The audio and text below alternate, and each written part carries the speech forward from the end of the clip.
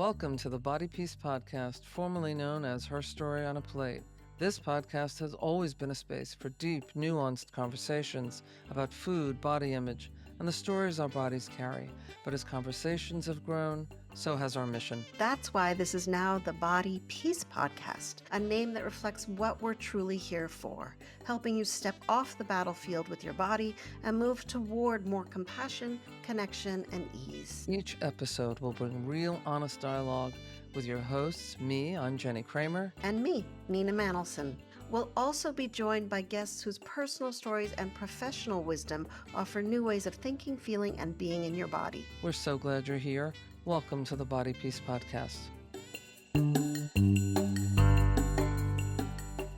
We are delighted to have Betsy Brenner with us today. Betsy is an author, recovery speaker, and peer support mentor. In her 2021 memoir, The Longest Match, Rallying to Defeat an Eating Disorder in Midlife, Betsy details her life, a life filled with blessings and privilege, but also with emotional trauma, profound grief, anxiety, depression, and ultimately a diagnosis of anorexia in midlife. Her eating disorder became the catalyst for healing. Betsy's inspiring message is that it is never too late to be a work in progress. Her recovery journey shows us that it is possible to heal from past trauma and become healthier in mind, body, and spirit. Today's episode is so important because we really dive into what disordered eating looks like for women in midlife. And it's not what you might think. It's actually not about the food. Welcome, Betsy. We're so glad you're here. Betsy, I'm wondering if you could start us off with telling us a little bit about your book and what inspired you to write it. That's a great question. My book is The Longest Match, Rallying to Defeat an Eating Disorder in Midlife. To be completely honest, I never planned to write a book. I never envisioned becoming an author. I had written my recovery story from my eating disorder several years ago, and I had been told that my life story had the makings of a book if I was willing to put the time and effort into it. But I certainly didn't have the time, and I couldn't imagine putting the effort into it until March of 2020 when Life as We Knew It shut down. And I wrote my entire manuscript from March of 2020 to January of 2021, and my book was published in May of 2021. I never planned for any of this, but Wow. I could not be more grateful for how things have unfolded. What a quick trajectory. I mean, that's remarkable. You I were mean, one of those people. You finished it just in time for the first round of vaccinations. That was great. Okay. There you go. It just happened. Yes.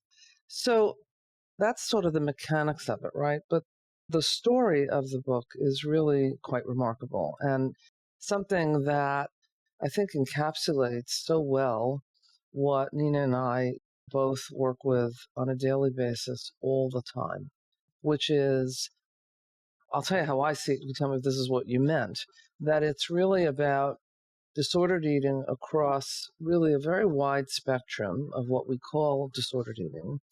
And, statistically, of course, it can happen to anyone, but it does seem to show itself so much more in women and females in general. And that there's this sector of the population that is sort of forgotten about. I think when you say to the average person the word eating disorder, they think of, with due respect, a 16-year-old skinny white female with privilege stopped eating. And I don't say that with insensitivity, but that is really what they think of.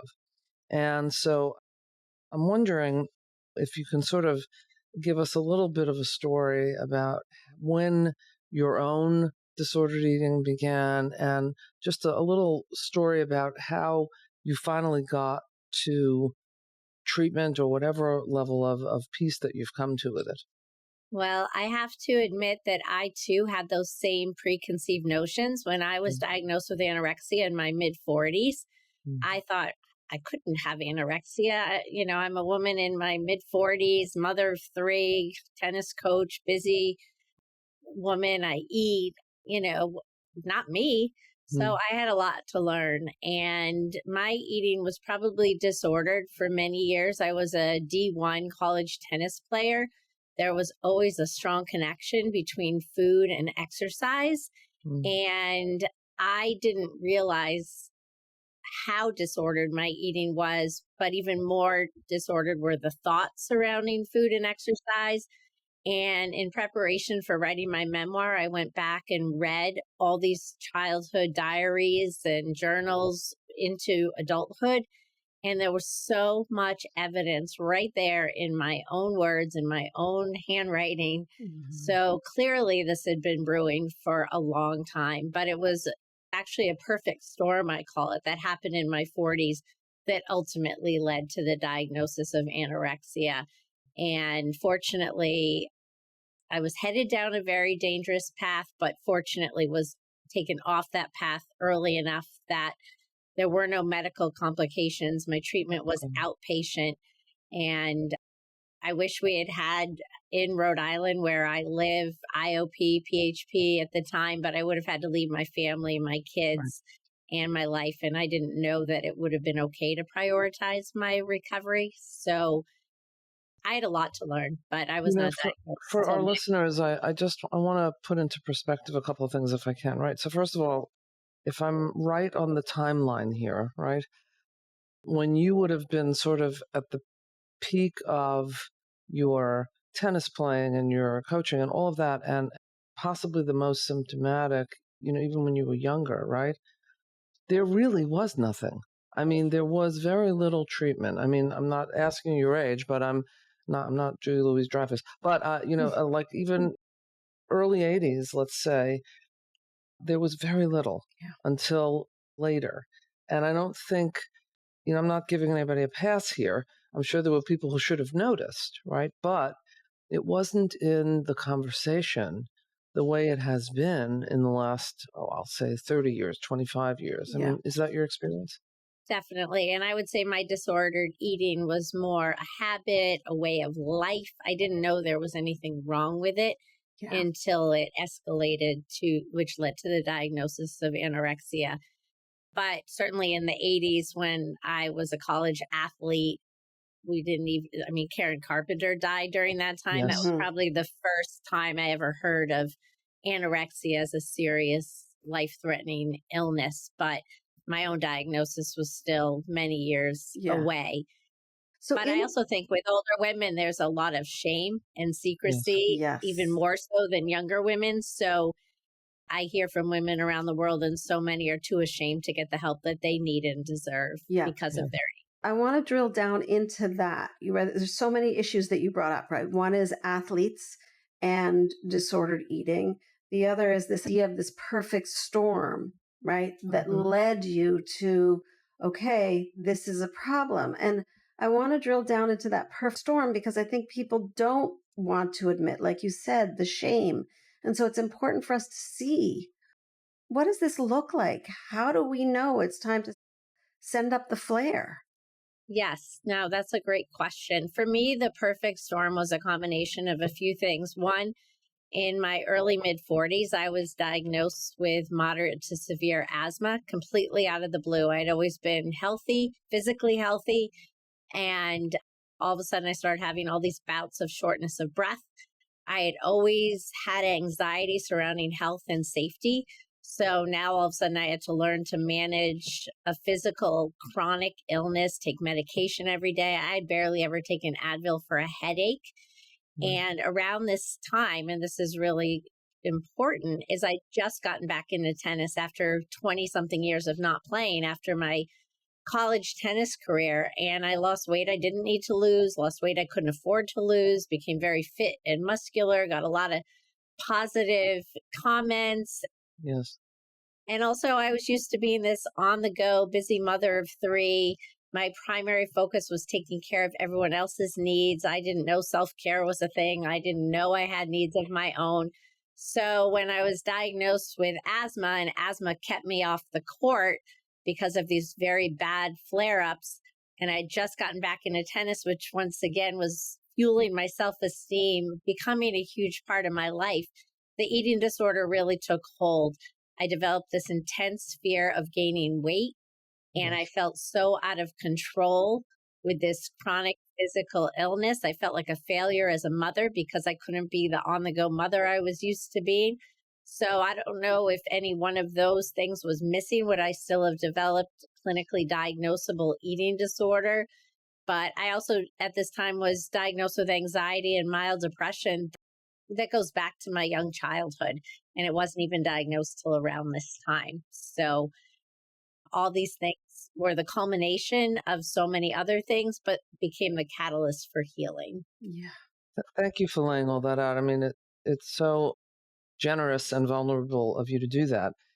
Anxiety and depression are always present.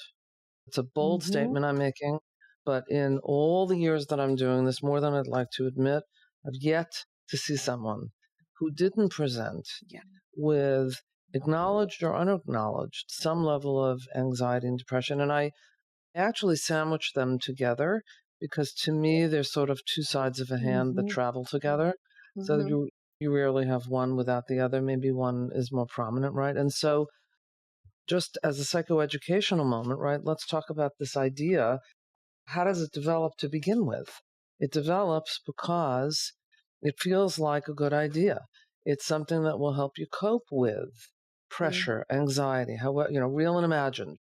However you perceive pressure, however you perceive whatever is being asked of you, especially as an athlete. Yes.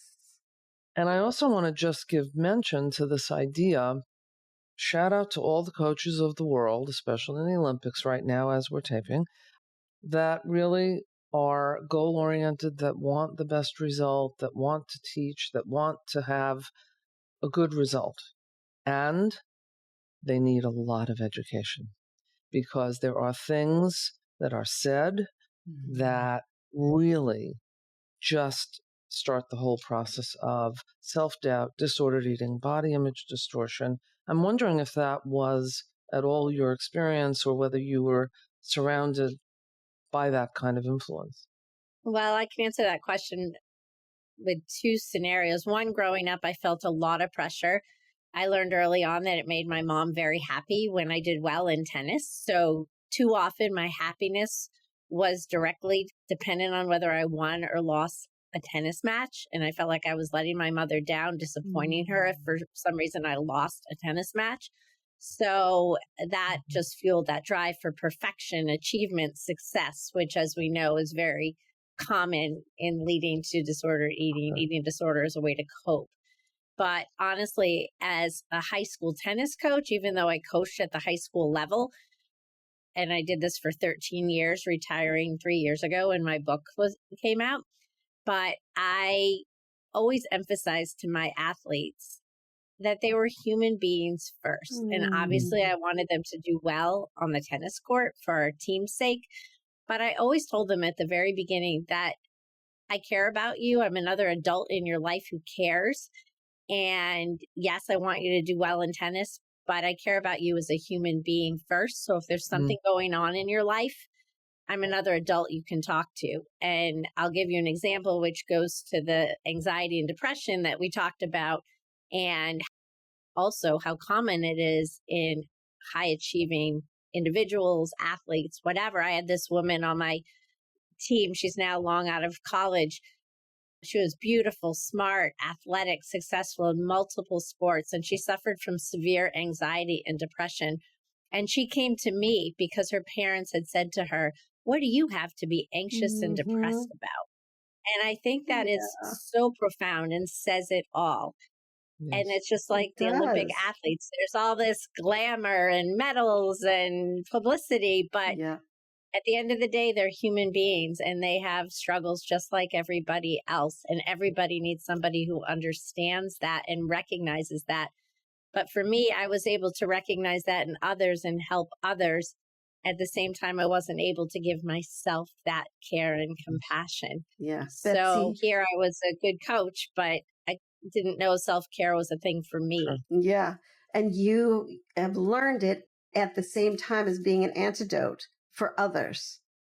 And what you're talking about is so powerful, right? This prevalence of societal anxiety, right? There's the athletic anxiety, but we get it from our parents. We get it from school. And when you were talking about the perfect storm, like what were the things that led up? There was a couple of things you said before you even got to anxiety and depression, fear of weight gain, fear of feeling out of control, and fear of failing as a mom. And all of those fears, right? That's all anxiety.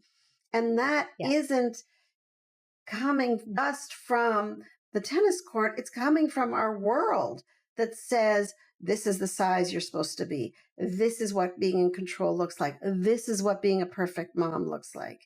And so I think it's so important to expand, to really dive into the world of athletics, but expand like it's not just that. We're getting it from everywhere, that pressure. And for women, as they listen to your story, to not go, well, I wasn't an athlete.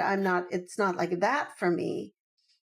We don't have to be athletes to be impacted by the incredible pressures of society. And so I'm so grateful that you've been on this journey for yourself, but also to offer it to others. Thank you. It's very gratifying to be able to share my story, which is not extraordinary. It's actually very ordinary. And so many people can relate to many, or at least some aspects of it. But my anxiety, depression, all of that goes back to young childhood and has nothing to do with having become a Division I college athlete and coach. It was the environment I was raised in. And honestly, I'm surprised I didn't develop a more significant eating disorder at a much earlier age. Mm-hmm. It's important to say that diet culture plays a role here, doesn't it? Yes. We're talking about later onset anorexia.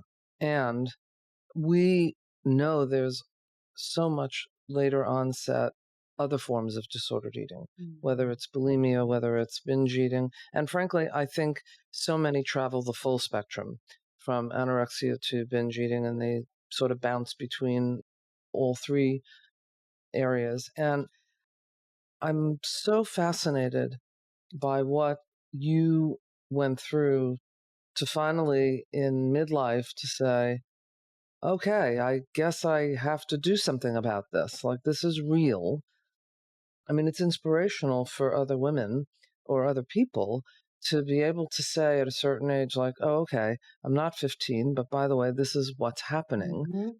I'm wondering what it was like for people in your world at that time, right? Your family, your colleagues, your friends, whoever was in your world, when you finally said, so guess what, everybody? This is what's happening and this is what I have to do. What was that like?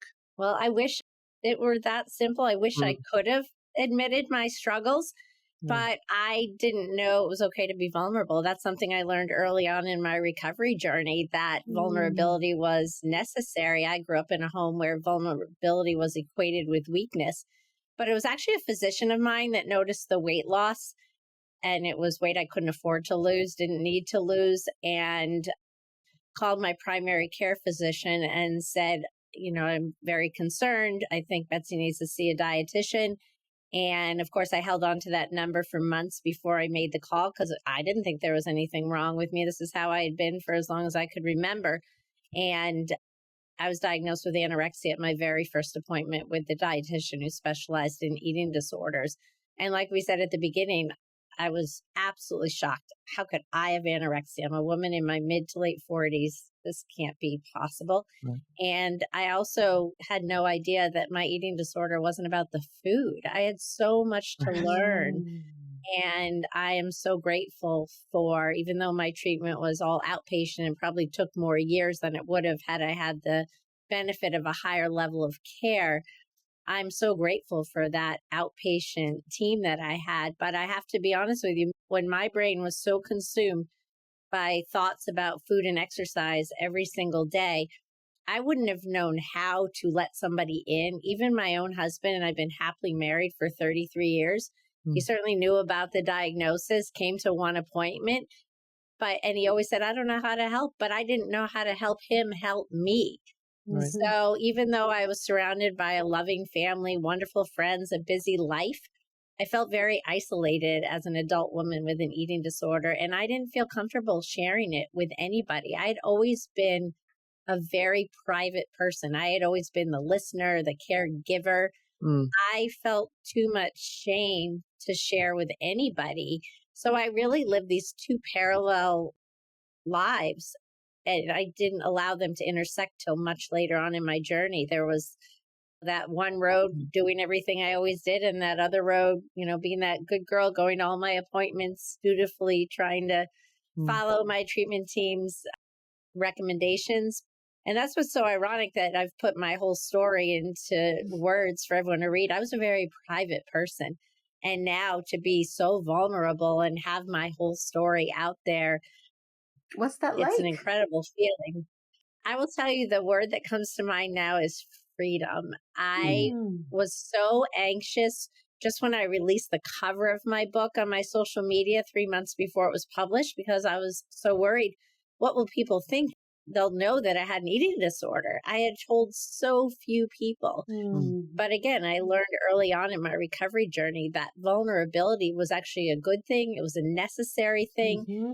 And I had to undo decades of seeing vulnerability as a weakness. Mm. And that vulnerability that I finally gave myself permission to experience led to the life I live now, being able to live life completely authentically and no longer worry about what others think.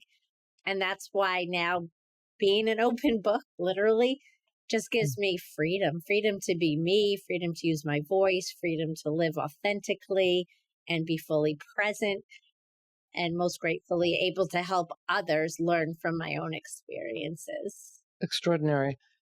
There are those who would say, well, wait a second, wouldn't you have reached this point anyway, just by virtue of, getting older?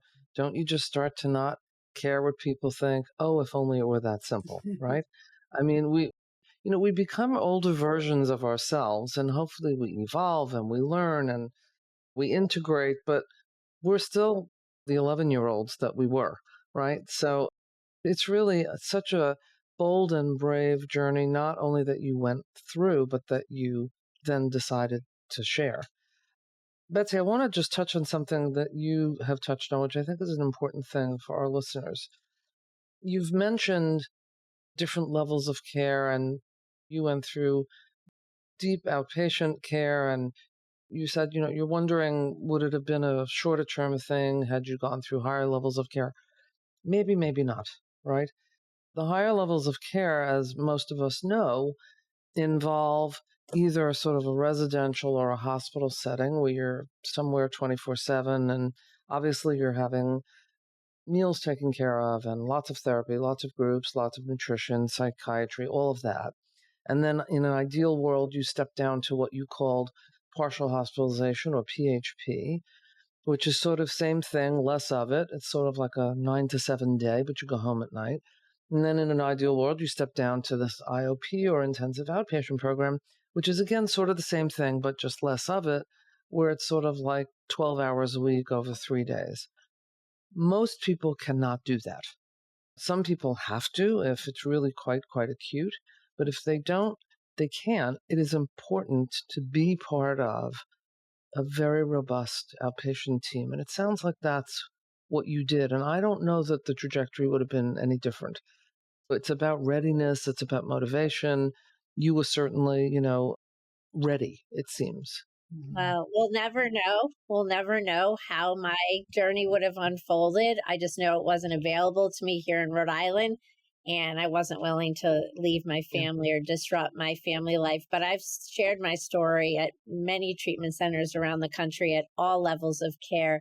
So I've seen firsthand the benefits, but I've also seen firsthand how incredibly difficult it is. And then when they resume their life and come out of that 24/7 environment.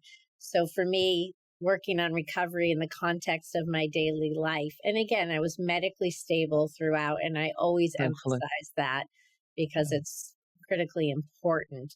I Sure. was able to do my treatment outpatient. Not everybody is physically well enough to be in that situation, Mm. but I've seen it all. But I just have to point out, as far as the levels of care as well, I hear from so many women in midlife who do go to treatment, but they leave prematurely and don't get the care that they need and deserve because they're so much older than everyone else. Mhm. And they feel like they become the mother figure, and it's about taking care of the younger patients rather than Yes. prioritizing and focusing on their own recovery.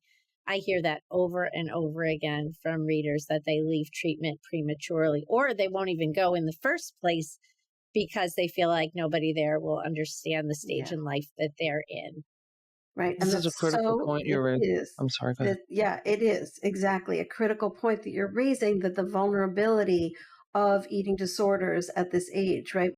Dr. Margot Main talks about these 2 times of a woman's life when we're most vulnerable to disordered eating and eating disorders, when we're moving into fertility and when we're moving out. And what you're talking about is that the system is set up to respond to those moving into fertility. Oh, yeah, it's a young woman. But moving out of fertility, that midlife time, our society goes, oh, no, I'm not so sure. And then if it is impacting us, we step into the system and go, this doesn't fit. This is not a one size fits all kind of experience. And so then, and we've been trained by then to be in service of everyone else. That's part of the problem. Like you said, you didn't even know what self care was. You've been Right. trained as a caregiver. So you go into an environment where everybody needs care. Great. I know how to be a mother. Let me do that. Yep. Betsy, there's one thing I want to reel back to that I think is really important to underline in what you said. You said it wasn't about the food. Like, I didn't Mhm. recognize it because it wasn't about the food. And I'm wanting you to say more about that, because I think a lot of people might be listening and going, well, I don't know. I'm eating. I eat breakfast, lunch, and dinner. So can you That was say me. more? Right. Can you say Yes. more so that people can go, oh, and know if this is Yes. resonates? That's a very important point. I'm glad you circled back to that. Yes, I was one of those that ate breakfast, lunch, and dinner. Mm-hmm. And what do you mean eating disorder is not about food? What I learned is that the behaviors with food are the symptom of what's going on inside. And it doesn't matter what the behavior is. For me, it was restriction and overexercise. For others, whether it's binging, whatever it is, that's the symptom of what's going on inside. And for me, it was primarily a result of decades of internalizing any and all emotions.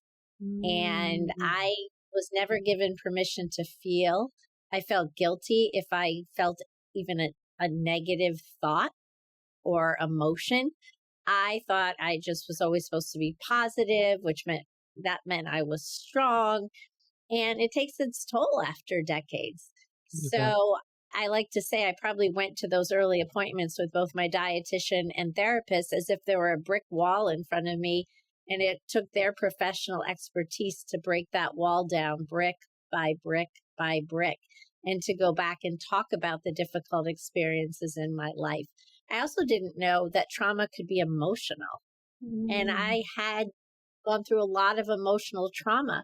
But because there were so many blessings and privilege in my life, I didn't know it was okay that I could also feel sad or angry or upset. I thought I was just supposed to be positive and happy and grateful. I didn't know that conflicting emotions could coexist. Mm-hmm.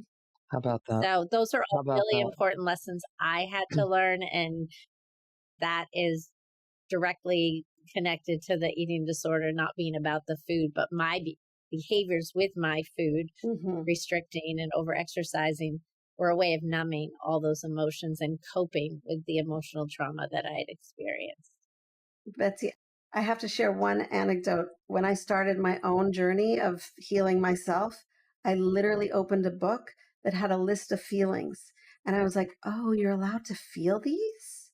I didn't know Mm, that. You're allowed to feel disappointed? I thought that was my fault.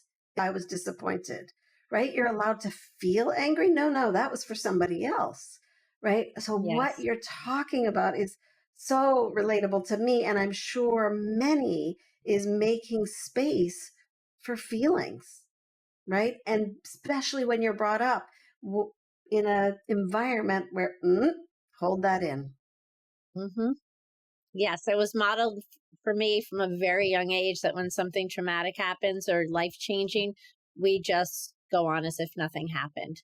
Mm. And that's what happened to me at the age of 7 when my parents were divorced. So it was modeled for me at a very young age that here we have this life-changing event, but we don't talk about it. We don't ask questions. We don't express feelings. We just go on as if nothing happened. And that's what I learned to do from a very young age.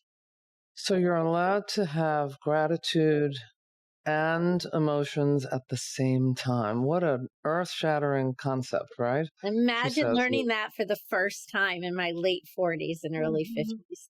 But that's a common experience. It really is a common experience. I mean, we hope we're a little smarter. We hope that the children that we raise hopefully get a little benefit. But you know what? Everybody's on their own trajectory, right? Yes. You mentioned the word trauma. I can't let it drop without giving it a little more discussion because, again, you're highlighting for so many people in such a vulnerable way that trauma comes in all forms. And it's not just the top 3 that we think it might be, right? And so it is emotional, it is physical, it can be sexual, it can be deaths, it can be early deaths, grief. I mean, there's no shortage of sources of trauma, and we do internalize them. There's also intergenerational trauma. What you're talking about, with due respect to all who preceded you, what you're talking about is this ethos in your family, which was just undercover. It's okay. You don't really have to feel those things. Just move on, move on, move on, move on. Keep looking forward. Keep looking ahead. Keep your eye on the ball, right? Yes. And lots of people are raised in environments like that, but that doesn't mean especially our things didn't happen. generation. Yes, of course. Our generation of course. women. Yes. Yes, I think so.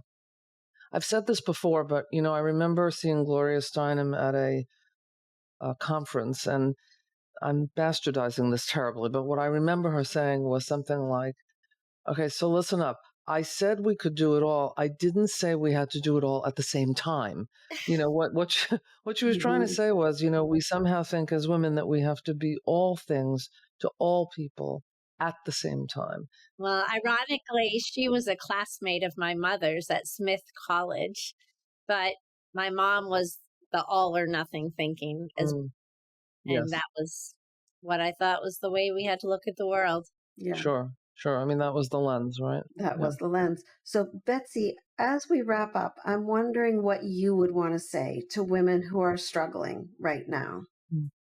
I would say the last line of my book, which is my message, my words, is it's never too late to be a work in progress. No matter where we are in life's journey, no matter what we've been through, it is possible to heal and become healthier in mind, body, and spirit. But the second part of that phrase, we're always a work in progress. I don't believe there's a period at the end of the sentence or a finish line. We can always evolve and change and see things in a new way and become healthier inside and out. So it's just a simple phrase, but I think it really encompasses it all. So anyone out there who's struggling, don't give up. Help is available. Have to find the right help, but it is possible to heal no matter what we've been through and no matter how long it's been. And Betsy, tell us the name of your book once more. My book is The Longest Match, Rallying to Defeat an Eating Disorder in Midlife. Fabulous. Thank you so much for being with us. Thank you so much. We appreciate it. We're so glad you joined us on this episode of Body Peace. Stay connected as we continue exploring what it means to live in your body with more ease, trust, and care by subscribing to Body Peace on Apple Podcasts, Spotify, YouTube, or wherever you listen. Be sure to visit us at bodypeacepodcast.com for special bonus content for those on our mailing list.